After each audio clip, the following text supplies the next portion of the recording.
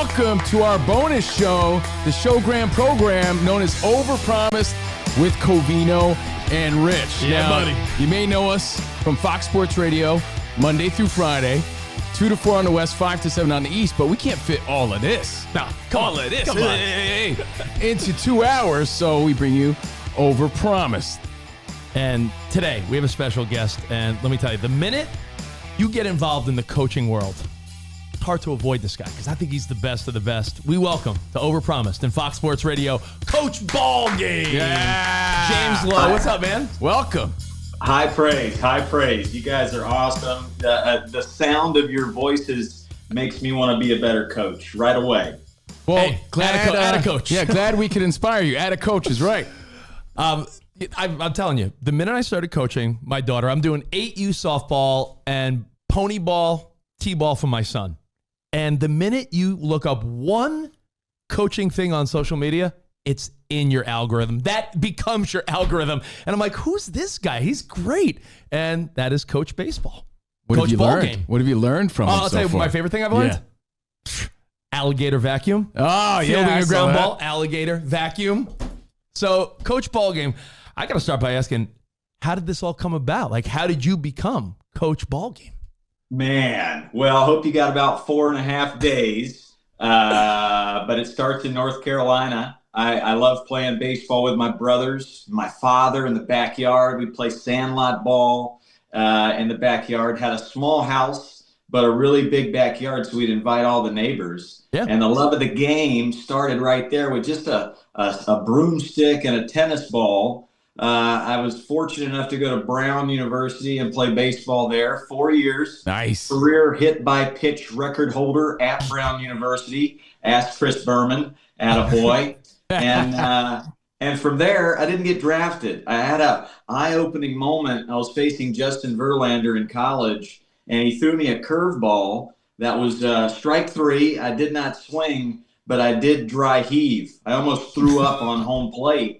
And that was the moment that I knew I was destined to do something other than play baseball. So I moved to California. I started coaching with some friends, and I was a really bad coach for about 5 years. But I had really good mentors that showed me how to engage, how to teach love of play, and my nickname being Jimmy Ballgame in college because I was kind of crazy. I'd run into walls and get hit a lot. It just organically turned into Coach Ballgame when I started coaching. So it's been 21 years of figuring it out, learning, failing, but here we are having a great time. You know, Coach Ballgame, it dawned on me last night. I went from coaching my kids to playing softball last night. I play a couple days a week as, again, nothing feels better than hitting a line drive still.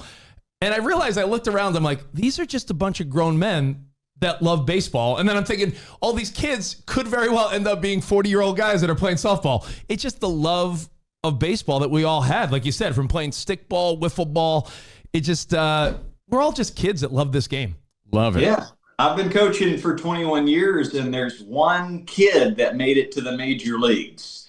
One. Yeah. There's hundreds and thousands of kids that became fathers, went to college, became adults. So I learned, be a life coach first, teach love of play so their careers last longer. How many life lessons can you teach on a baseball field?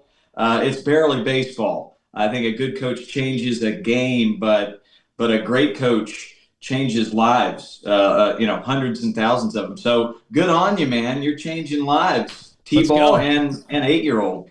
We're here with the world-famous Coach Ballgame. Love Now, it. Rich is a coach as well. I'm a cheer dad. I'm not a coach, but I want you to know I do have 27 Little League home runs under this belt. So, yeah, 27 Little League home runs. Thank you. But I got to ask you this. Mitch Hedberg, the comedian, said only one piece of sports equipment has made it to the mainstream. Only one sports hat has made it to the mainstream wardrobe, and that's the baseball cap. Yeah. But you chose the fedora. I got to know why, because when Rich was like, Coach Ballgame, I'm like, oh, the fedora guy. That's how everybody knows you, the fedora guy. How did that happen?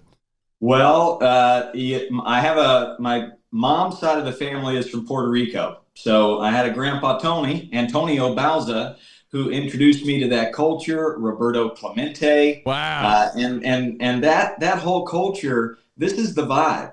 It's music, it's dancing, it's party vibe. So I had that ingrained in me at a young age. And then in my 20s, to put food on the table, I was doing private lessons, but I was doing baseball lessons in the middle of a packed soccer field. And the only way I could get the people's attention and let them know, hey, I'm the guy that you're trying to meet here on this crowded field was I'll be in the funny hat. I'll be sitting on a baseball bucket in the middle of this crowd in a funny hat. So I've always been a little left of center in everything I think, right, a little just out worked. of the box, and it works with kids. You know, they like to be surprised. Let me ask you this too, as a Puerto Rican guy, you know, obviously Bob Clemente, Roberto Clemente is the guy. Who's second? Is it Bernie Williams, Jorge Posada? Who else is up I there? feel like you're naming all Yankees. Well, because for me, those are the guys. Who are they for you after Roberto Clemente? Well, I've got a conga, and I call it the on-deck drum, and I bring it everywhere I go, and I've gotten a lot of Hall of Famers to sign it. I've gotten Francisco Lindor to sign it, my guy, and Bernie Williams. But if I had to pick, I'll go Bernie because he's a guitar player. And I love that man. You love your Bernie Williams. I love it. You know, Coach Ballgame, what I love about you is the enthusiasm and the fun you bring. I think sometimes the criticism I might get from some of the parents is that I'm too fun and light. I try to keep it loose. I bring music to the game. I got the Bluetooth speaker. I'm being silly with the girls and the boys, baseball or softball. Every game, I'll run out to right field after the game. I come on, kids, and I do take a knee. I love how you do the clap 3 times. How do you get the focus of a bunch of T-ball 5-year-old boys who are picking their nose, picking the grass, writing in the dirt? Are there any additional tips you would give? Absolutely. Well, first of all, good on you. When you're in the minority there and parents are like, oh, you're not serious enough, keep going. Good job. The first thing I do is build trust. They're not going to listen to anything I say, especially if they're picking their nose or chewing their glove or rolling around tickling each other. I got to build trust with them first.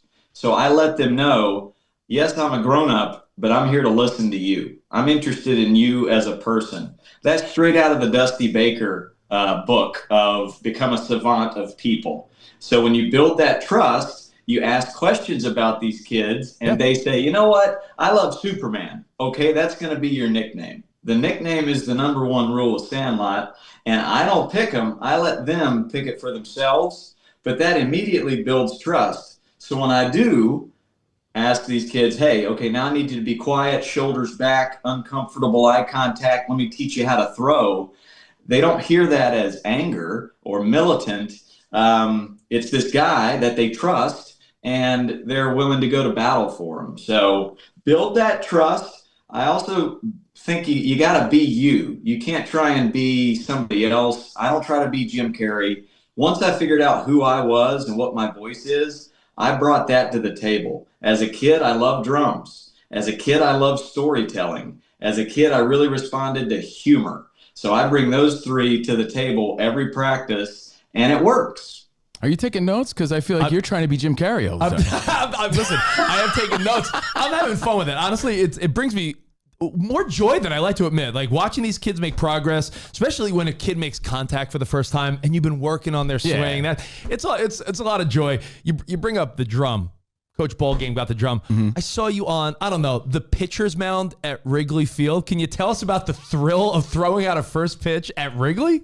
Well, I'm a Cubs fan, born and raised, grew up in North Carolina where we had no teams. So you got to pick. And most everybody in my hometown are Braves fans. But I would come home from school. It's 3:00 in the afternoon. I'd make a big bowl of applesauce and watch an entire Cubs game on WGN. That was my thing. So I fell in love with Andre Dawson, Ryan Sandberg, Mark Grace. Lifelong Cubs fan. The opportunity came up. I was doing a Sandlot in Chicago, and the Cubs reached out. I got to throw out the first pitch, and I thought, you know what? I've seen Bill Murray throw out the first pitch. I've seen Eddie Vedder. Nobody's brought out a drum to the pitcher's mound at Wrigley Field. Well, that's my thing. I bring it everywhere I go, and I get Rod Carew and Ken Griffey Jr. and Albert Pujols to sign it. So I bring it out there and I start beating on it. And Clark the Cub, who's catching the first pitch, he gets up, starts clapping, getting the crowd going. Then I get on the rubber and I throw the pitch. And I thought, you know what? This might be the first and only time a drum is on this mound. I better make it count. And the guy who was singing the national anthem right before I threw the pitch, he says, aim high. So I wouldn't bounce it. And thankfully, it got all the way to Clark the Cub. But I thought about my grandma. She loved baseball, and she's not with us anymore. But I looked up to the sky before I threw it, and I thought, man, she's watching, and it kind of calmed me down, and it gave me just a moment of perspective. But special, one of the most special days of my life. That's so awesome. Cool, man. Coach Ballgame here on Overpromised with Covino and Rich. Millions of views and followers on social media, so appreciate your time. Got to ask you, how do you handle it when your kid stinks? Your kid's just not good as a coach and a parent. How do you handle that? Yeah, I think let's start with the parent. You have to make sure that your joy as a mom or dad is detached from their results. You need to be their champion, and they can't be afraid of failure. They can't be afraid of striking out 5 times. I had a dad who sat behind the left field wall. He would keep score quietly. He would treat the 0 for 5s and the 5 for 5s equally. So I was blessed with natural talent, one of the best players on the team, but that didn't really matter to him. He was all about character. The only time he would get upset is if I was having a bad attitude or not being a good teammate. So I had a good role model with my dad. As far as a coach goes, you're a life coach. It is your job to reel them in, teach them how to love the game so they can learn as many life lessons as possible. At no point are these Little League games or these 10U travel ball games, they're not life or death. But there could be a tool that you teach these kids of how to overcome adversity, how to battle, that it could become life or death down the road. They could make a bad decision, or they're about to make a bad decision, and then they go, you know what? Coach Rich on my 8U team, he taught me how to overcome failure, so I'm going to make a good choice right now instead of a bad one. So, yeah, it's barely the sport. It's all about what kind of adult are we creating here. No doubt. Coach Ballgame, I think about when I was a kid, I feel as though I was sort of coached poorly in certain areas. Like I was told, always try to pull the ball. And dude, our coaches were smoking cigars. Yeah, I feel like smoking our face. And listen, I feel like we're in the same, age bracket, Coach Ballgame. I feel like if you were a kid of the '80s, your coach had a pipe. He was like, "Yeah, get out there. Who gives a shit?" And hey, if you're not pulling the ball, you're not getting around on the ball. Elbow up, kid. Elbow up. Hey, what did you said? You had a coach would be like, hit the green, nothing in between. Like my dad used to say that as a coach. How do you now, with all the knowledge we have, how do you handle if you see someone coaching your kids incorrectly, or someone getting bad advice?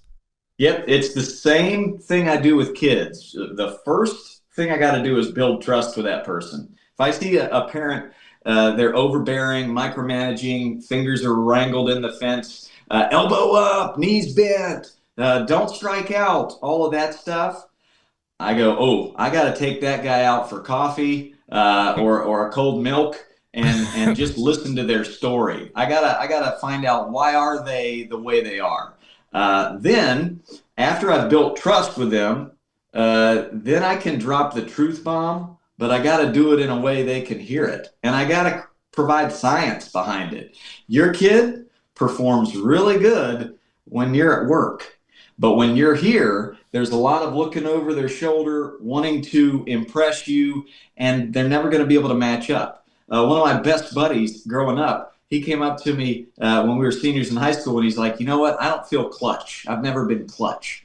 I was like, what are you talking about? You're one of the best I've ever seen. But in big moments, he was afraid of failure because his dad was micromanaging every moment.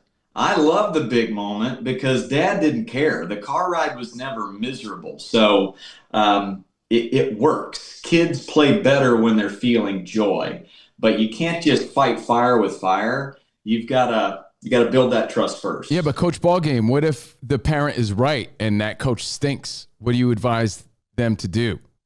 Yes, that does happen. And you are the superhero you've been waiting for. So raise your hand at the next practice and say, hey, you need help in right field with that throwing and catching station? I'll be there. You need help raking the field? Like, you got to become a coach then. And that's kind of why you got involved. Yeah. Build trust. So there you go. That's how I actually did start coaching for the first time. My kid was like 4 or 5 playing soccer, and I felt like the coach was hungover and lazy. And I'm like, hey, let me give you a hand. The team was called the Dinosaurs, Coach Ballgame. And the coach didn't even have the instinct to be like, all right, kids, let's roar. I'm like, what the hell is this guy doing? So sometimes you are the superhero you've been waiting for. I've met so many guys, and a lot of them played Major League Baseball. They played at a very high level, and they started coaching their kids because they were like, whoa, my kid's he's going to hate baseball after this. I got to do something. So jump in there. If you're listening, James Lowe is here. If you're watching, is Coach Ballgame. He's got the fedora on. And as kids have changed, how have coaching techniques advanced? Because it seems a lot more scientific. You brought up science. It seems like a lot more complex than it used to be. No doubt about it. Like you said, everything used to be my way or the highway and rub some dirt on it and let's go. But everything's changed. And you got to go about it a little bit differently. Now, a lot of folks see my social media and they go, well, he's just entertaining 100% of the time, and the kids gravitate to that. What they don't realize until they come to my camps in person, I'm pretty firm and I have high expectations, but it's not for the talent. It's not for the skill. It's for their choices. I actually bring baseball cards, put them in my pocket, and I'll give them out to kids that are listening, being a good teammate, cheering, hustling, being kind, all those things. I'll do the same for parents that are being positive in the bleachers. I got to give you a card. Great mustache, and I love your positive vibe there, Dad. But you got to roll with the times, and I feel like it works. I didn't really listen. Even in the 80s and 90s, I didn't hear coaches that were yelling at me. I would go fetal position and just go inward. Oh, I'm a failure, and my coach hates me. Now, all my coach was saying is, throw strikes or swing at strikes. But you hear the tone and you see the body language a lot more than you actually hear the words, especially for kids. So I think I've had to be aware of my body language and hyper aware of my tone. And then this positive reinforcement thing. I started out a bad coach. I started out shaming, embarrassing, pointing out the negative right away. That's a self-righteous approach. And I had to become aware enough to go, you know what? I got some narcissism in here, and I'm coaching this kid like he's the 8-year-old version of me. I had to take a step back, and I had a mentor named Sean Flicky who was like, hey, buddy, I love your energy. You got the energy of 50 camels, but that kid hates baseball now because of your tone, the way you're talking to them. So once that light bulb happened, I pointed out the positive first. Maybe they weren't doing the alligator vacuum, but their feet were in a good place. So I'd say, love the feet work, love your socks. Now let's talk about the hands. But again, the lens you have to put on is, what kind of human am I creating? What kind of adult? What kind of server of this community am I creating for this kiddo? So you're not trying to create the next Mike Trout. That's not going to happen. But you're going to create the next father, mother, server of their community. So yeah, it's a deep dive. And that was a great answer. And I want to reward you with your choice of Don Mattingly card here, man. Which mustache do you want? Take your pick, man. Ooh, I'll take Don Russ 1990. Well, you can't go wrong with 1990 stash, but we're going to go down here, just a little more than usual. Yeah, kind of the half Fu Man, but no, the mustache, you're speaking my love language now. I've written songs about Wade Boggs and Don Mattingly's mustache. Hey, Coach Ballgame, it gets weird. Not to get dirty on the show, but we used to say if you were, with a woman for the first time, and let's say you didn't want things to go too fast, think of one of those mustaches. There you go. Keeps you in the game. works 100% of the time. We called it the Don Mattingly stall. The mustache stall, yeah. The mustache. The funny thing is, it might work differently for me because I just love the stash. And my dad had like a Sam Elliott in Tombstone mustache. Yeah. That's amazing. And I have such high regard for him that, man, just I'm glad to see the mustache coming back. Paul Skeens, thank you very much. Austin Wells. Paul Skeens with the mustache and Livy Dunn as his girlfriend might work to the mustache's advantage. You might see more mustaches pop up. 100%. I'm pretty sure I saw Randy Johnson strike a guy out with his mustache and pick a guy off second base with his mullet at the same time. It happened. Coach Ballgame, I'm glad to hear how much fun he brings to the game. Yeah. Like when I feel like sometimes I second guess, am I doing too much? Like if a kid gets a hit, I'll run it on first base and be like, hey, way to go, buddy. And a little fist bump. I guess it's not too much. Bribery. I'm glad I heard Coach Ballgame talk about, hey, here's a baseball card, because I have a current thing going on with my T-ball team. If they get 5 outs in a game, not 3 in an inning, 5 in a game, I'm taking them out for ice cream. Nice. And someone's like, is that bribery? And I'm like, I don't think so. Get some focus maybe, right? Something to look forward to? Well, you can call it whatever you want to. Maybe it is. Maybe it is bribery, but I highly recommend try to keep the game balls or the briberies to choices. When you start awarding Benny the Jet Rodriguez for talent, well, then Smalls is like, well, I might as well quit. I'm done here. But what I love about the movie The Sandlot, and I think it's why the movie stands the test of time, and I talked to the writer-director about this, the dynamic between Benny the Jet and Smalls. Benny embraced him, taught him how to catch the ball. So I'm giving Benny the Jet an award at the end of the game, or a baseball card, or a hug. Nice. Because of the choices. Same with Smalls, right? The toughness, improvement, all the good choices he's making. That's why they're gonna get the award. So I think that's when toxicity seeps into youth sports, when we're so focused on winning and talent, and we lose sight of the most important things. Coach Ballgame with Kaveen Unrich.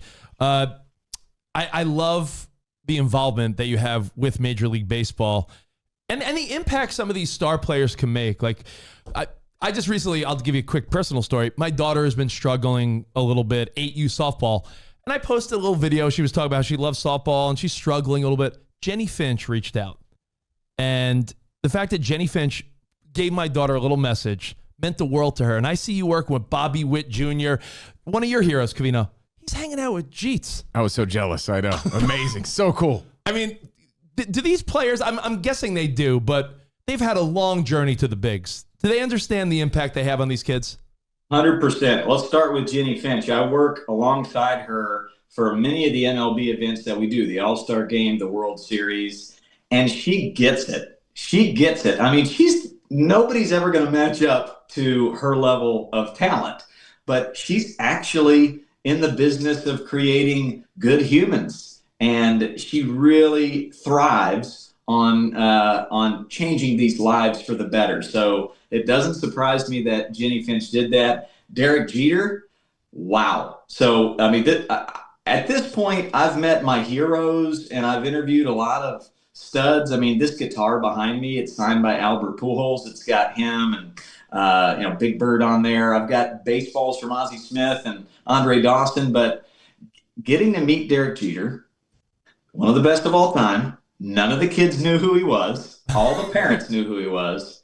And to see him, no phone, no entourage, just hand in hand with his 2 daughters, and he was incredibly present with these kids. I was like, top shelf player, top shelf individual. He's high-fiving. He's into it. There was no, when can we get out of here, looking at his watch. That's cool. Cool. He was so great. And he was communicating amazing life lessons to these kids. I meet a lot of great players. It's tough to find a great major leaguer that can also engage and communicate with kids. He was a natural, a savant at it, and his foundation, they've been going for 30 years. And he really, you can tell his parents did it right, and he's He's way up there. Maybe the top name on my conga drum. How about that? Attaboy Jeter, bro. Yeah. And Dr. Jeter raising a good kid. And it's so cool to see you working with these pros and superstars and all these kids. It's so cool to see. And even the Savannah Bananas. Yeah. I love the videos, man. And I do have one last question, because we have a lot of parents listening and watching Overpromised that are into you. What sort of advice do you give the parents that can't afford coaches and clinics and camps and things like that? Because you don't want your kid to fall behind. How do you balance that? I think people think, well, I got to have the most expensive bat, glove. You got to have a real baseball field, foul lines, all that stuff. No, you don't. You really just need a lemon and a stick. I talk about Roberto Clemente. He grew up using a lemon for a ball, a stick for a bat, trash for bases. If you go down to the Dominican Republic right now, you're going to see kids with no shoes, no coaches, no parents, sharing some sort of stick and using an old rag ball, and they're playing at an elite level. So find whatever you can. Maybe that's a tennis racket for a baseball. Maybe that's a volleyball instead of a real baseball. But just get them playing, and as long as you can wrangle the kids and be somewhat of a good PE teacher, you can have a herd of kids, have their friends come over to a local park, drop those bases down, and play some fun version of baseball. I think that's it. That's free. You don't need that private lesson or anything like that. So, it's hard to believe what I do is novel, that you just find something to hit, find a stick, and go play. But it has become novel. So that's why I go from city to city, so people can see it and go, oh, so that does exist. That's awesome. Coach Ballgame, thank you so much for your time. Where can people find your stuff? Because I know you do clinics. I know I got to get myself, I got to buy one of those Attaboy, Attacoach t-shirts. Yeah, man, absolutely. Well, at Coach Ballgame on the socials, and coachballgame.com is where you can sign up for any of my camps. I've got an online coaching course where you can watch lots of videos and skill, like how do you teach a kid how to cover second base, or how to hit it to the opposite field. All those questions are answered. And then I got a book coming out in a few weeks. I spent 5 years writing my story of my coaching pillars and how I got there. And there's a lot of name drops that I've already dropped today. And like a Derek Jeter, he taught me how to be present. So yeah, at Coach Ballgame, all the good stuff. One last random question: How do I get the kids to hustle in the game like they do in practice or in their own house? Oh, are you talking about your own son and daughter? Like my son will run around the neighborhood like he's Benny the Jet Rodriguez. And then he runs to first base, right? And he's skip it to first base, like he doesn't give a shit. So this is a whole chapter in my book of how to coach your own son or daughter, and basically hand them off to an assistant coach. Like go up to one of the assistant coaches, or maybe their uncle, somebody they really look up to, and say, hey, can you just somehow get this kid to hustle? Because there's too much baggage with me and with me being dad. So with my daughters, I find that dance teacher or that coach, and I say, hey, probably not going to hear me when I say it, but they'll definitely hear you. So that's good advice. I like that. The pass off, as we call it, pass that one off. Dude, James, thanks for your time, man. Appreciate it. Big fan of what you do. I'm glad we got to connect. I'm glad it happened. I'll be listening. Perfect. Thank you, my friend. All right, James Lowe, Coach Ballgame. There he is. And that's episode 87, bro. Perfect. Well, we'll see you guys next time. Arrivederci, baby. See you in the Overpromised land. Goodbye.